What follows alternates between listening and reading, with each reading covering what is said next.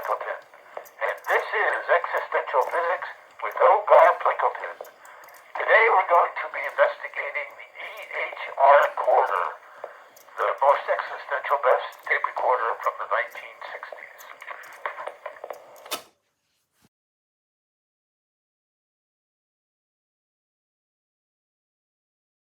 Hello everyone. As I just said on my tape recorder, today we're going to be investigating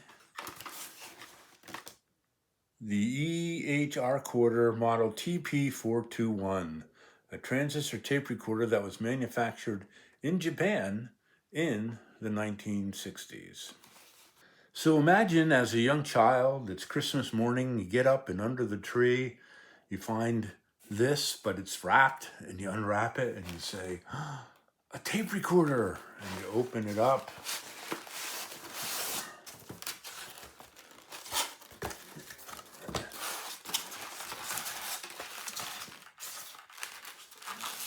And inside, you've got your tape recorder, the batteries came with it, an earplug, the microphone, and you're all ready to go. Amazing. And this is how mine came. In fact, this is the original box, and I still have it. And the tape recorder still works. It's actually, wow, 64, I think. So how many years ago is that? Anyway, that's how it was packaged. It also came with an instruction sheet.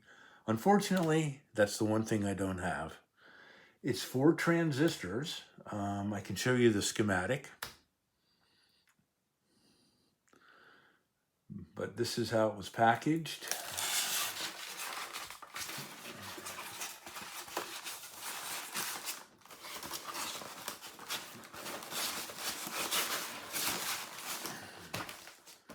Just like that. So let me demonstrate how it works. If you open up the thing, and it has this really unique mechanism for operating it. It's on stop, there's rewind, play, and record. So I'm going to do a demonstration. Here's my microphone that came with it. And that plugs in where it says microphone.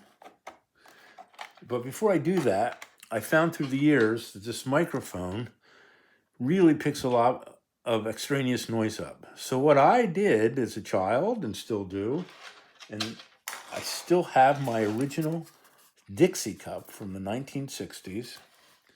I actually put the microphone inside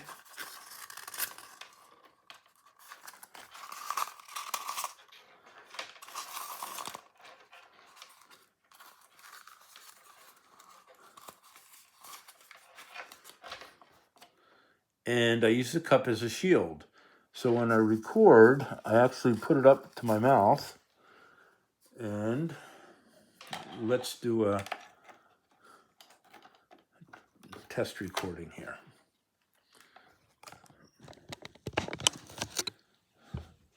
So I take the microphone and I put it up to my mouth like this, and I record. So let's turn it on record. And testing 1, 2, 3, 4. This is Ogar Plinkelton, and this is Existential Physics with Ogar Plinkelton.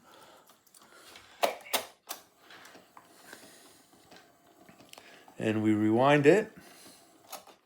Move this over so you can see better.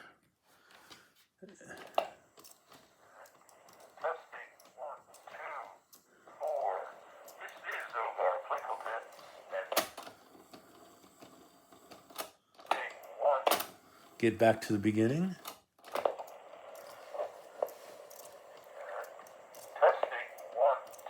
3, 4. This is Ogar Plinkelton, and this is Existential Physics with Ogar Plinkelton.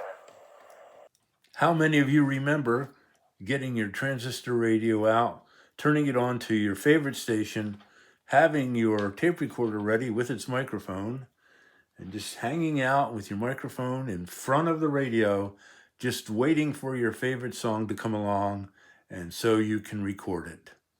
Close your eyes and listen to the Beatles. They're having a ball right here with us. 77 WABC. Know it. 77 WABC. Number 18 this week. P.S. I love you. Write this letter. Send my love to you. Some interesting facts about the Ehrcorder model TP-421 is that it first appeared on the market in 1963.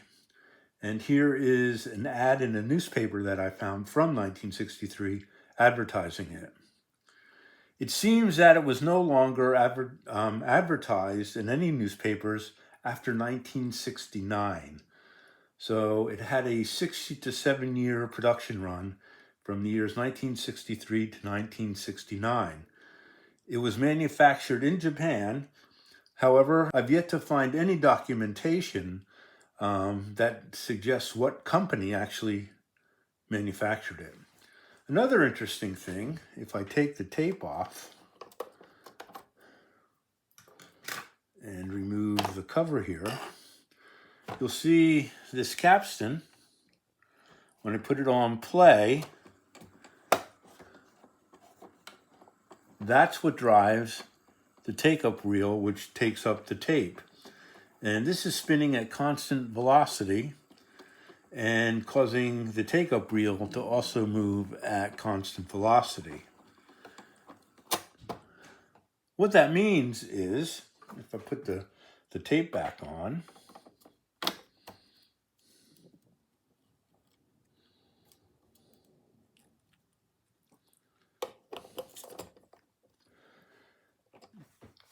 that when most of the tape is over here and you start recording or playing, the diameter of that take-up reel with that little bit of tape on it is about 1.5 inches. So the circumference of that is 1.5 times pi, about 4.7 inches. This rotates about once every second. I timed it. So when there's very little tape on this take-up reel, the tape is moving at a speed of 4.7 inches per second.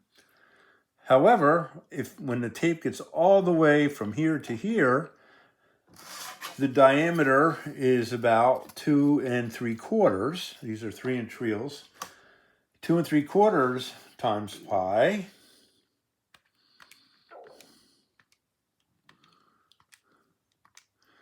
is about 8.6 inches.